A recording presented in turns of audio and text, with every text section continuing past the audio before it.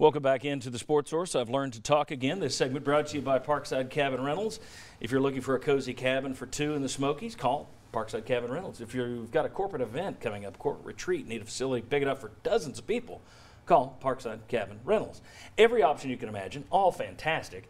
Give my friends at Parkside Cabin Rentals a click or a call this week and book for spring or summer. We had somebody on the show just ask me about that moments ago. Parkside Cabin Rentals. All right. Been some talk this week. I've seen it. Maybe a little wishful thinking, but I'll let you be the judge of that. I've seen that Kirby Smart can't win the big one, even though he has an SEC championship. 3 years? He's 3 years in. He's got one SEC championship game that he won, but can't win the big one. They've got players transferring out. They got players leaving early for the NFL, kind of like Alabama does every year. And now you got coaches leaving left and right. Now he's replaced Jim Chaney already by promoting James Coley as offensive coordinator. He was the co-offensive coordinator last year. Still got the defensive coordinator because Mel Tucker left for Colorado. Still got that to fill, kind of like Alabama every year. But here's the thing. There are a lot of people saying there's cracks in the foundation at Georgia. Are there? Are they still the East? Is that the team you look at for the next 5-10 years and say that's who Tennessee's got to catch? Or is Florida on better footing now than you would have guessed? Or is Georgia, where are we? I'm going to go with both of those answers. Yeah. Yes. Yeah. Florida's on better footing, and that's still the team you got to catch. Okay. So, Georgia, you still put Georgia ahead of Florida. You're not buying all the doom and gloom? No. What's wrong with you? No.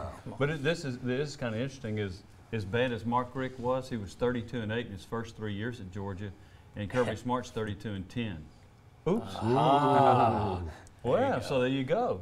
So in another 12 years, they'll be firing Kirby Smart. So Kirby Smart has actually lost control. Yeah. Georgia's football program. The funny thing is, as soon as you get good, those things start happening. One, players want to go where they can play, and I think especially quarterback especially position, when you sign 5 stars all over the place. Exactly. And two, your coaches suddenly become in demand. So I don't think there's that thing that's happened there that's surprising, with the exception of the Kentucky coach saying no to going down there. Who in Georgia says he wasn't offered. So. Right. Yeah. It could be cracks, but we don't know that. And I tend to give Georgia the benefit of the doubt right now that they're going to go right on replacing coaches and players like Alabama has done. It's easier to replace cracks with 5-star players. Yeah. That's a pretty good and some 4-star players. Yeah. That's right. Well, less than a week after it happened, there's cracks down at Alabama now too. All their coaches are leaving. It's the beginning of the end. I just think this is what you get nowadays with great programs. When you're at that level, competing for a playoff spot or at a playoff spot, you're going to have guys that leave to go play on a team where they can get some more time. You're going to have coaches that are sought after. And the one that I think is really too early is this Kirby Smart can't win the big one thing. Again, he won an SEC title in his second year. It may be – That's about 10 years too early. Let's tap the brakes on that before we go down that road. But, all right, very good. When we come back, we're going to take a look at the SEC basketball standings. Which teams are – well, what stands out to us? Is there anything surprising that we've seen so far?